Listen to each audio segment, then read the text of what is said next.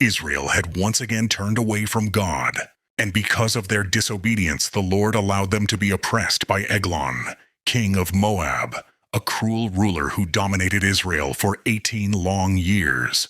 The people cried out to God for deliverance, and God answered, not with an army, not with a warrior king, but with a man named Ehud, a Benjamite, who was left-handed.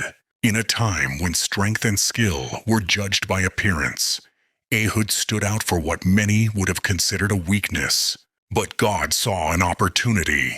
Ehud was chosen to deliver Israel's tribute to King Eglon. Secretly, he forged a double-edged dagger and strapped it to his right thigh, a place guards would not normally search, because warriors carried weapons on the left side. When Ehud returned alone to the king under the pretense of a private message, he said, "I have a message from God for you."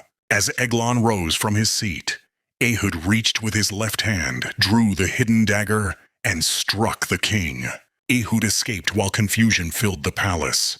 By the time the guards realized what had happened, Ehud was already gone. He rallied Israel, led them into battle, and Moab was defeated, and the land had peace for 80 years. God uses what others overlook or dismiss. What seems like a weakness can become a divine strategy. Deliverance doesn't always come the way we expect, but it comes from God. Ehud's story reminds us that God does not need perfection.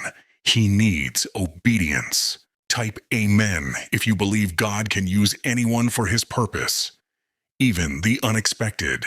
Like, comment, and share, so others can be reminded that God specializes in unlikely deliverers.